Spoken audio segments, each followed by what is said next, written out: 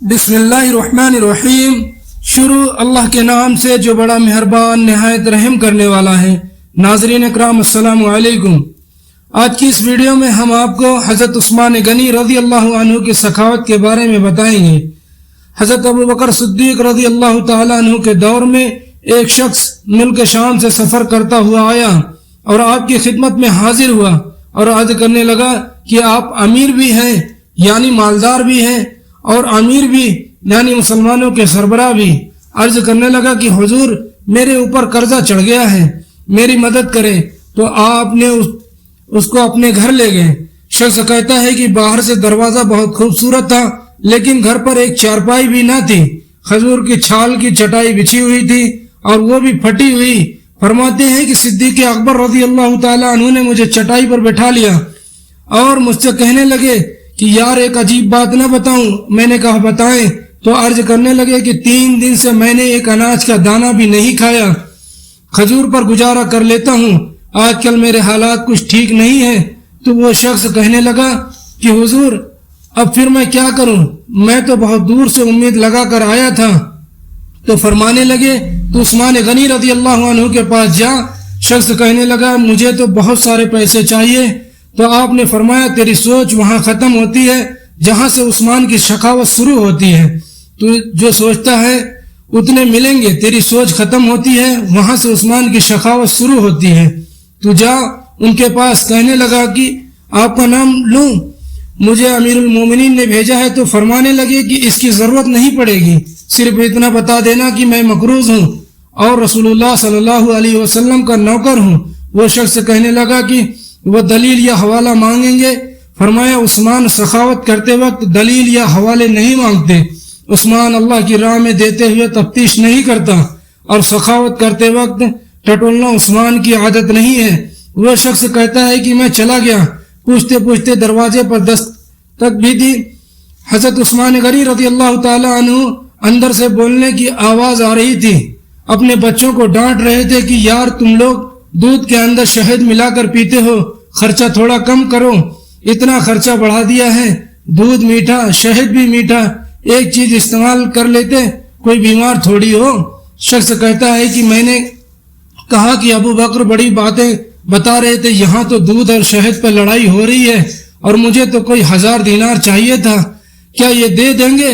شخص کہتا ہے کہ میں بھی یہ سوچ ہی رہا تھا کہ اندر سے دروازہ کھلنے کی آواز آئی، وہ باہر آئے اور میں نے کہا السلام علیکم، انہوں نے سلام کا جواب دیا اور وہ سمجھ گئے کہ میں مسلمان ہوں، اور مخاطب ہو کر کہنے لگے کہ معاف کرنا، بچوں کو ذرا ایک بات سمجھانی تھی، آنے میں ذرا دیر ہو گئی۔ ان کا پہلا جملہ ان کے بڑے کا مظاہرہ کر رہا تھا۔ پھر دروازہ کھولا اور مجھے انہوں نے گھر میں بٹھایا اور میرے لیے جو پہلی چیز پیش کی گئی وہ دودھ میں شہد ڈال کر دیا گیا، پھر کھجور کا حلوہ پیش کیا گیا۔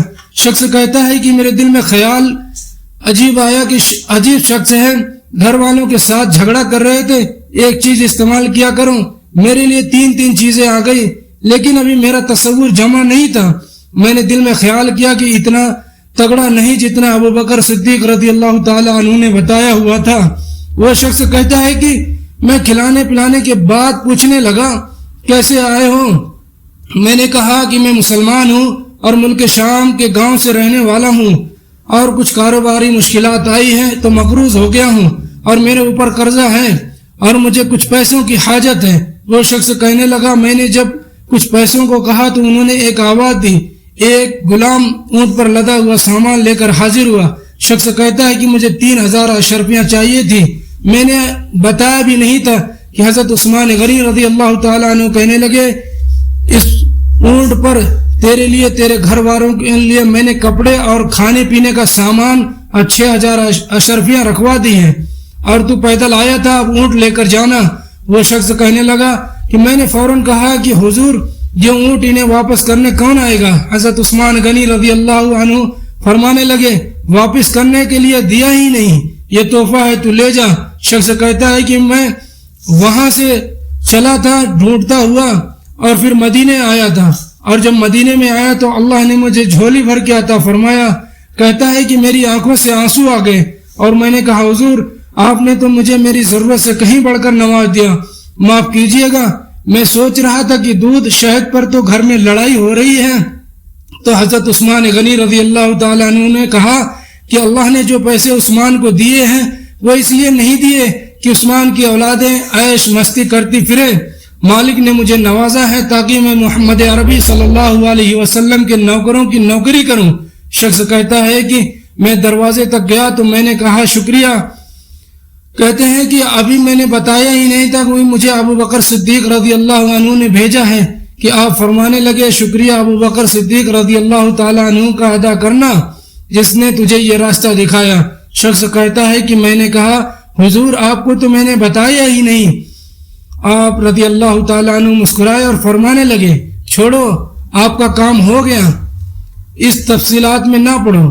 سبحان اللہ، یہ شان ہے خدمت گاروں کی، تو سرکار کا عالم کیا ہوگا۔ یہ واقعہ سیرت عثمان غنی رضی اللہ عنہ سے ہے۔ اللہ تعالی ہم سب کو بھی عثمان غنی جیسے سخاوت عطا فرمائے۔ السلام علیکم ورحمۃ اللہ وبرکاتہ۔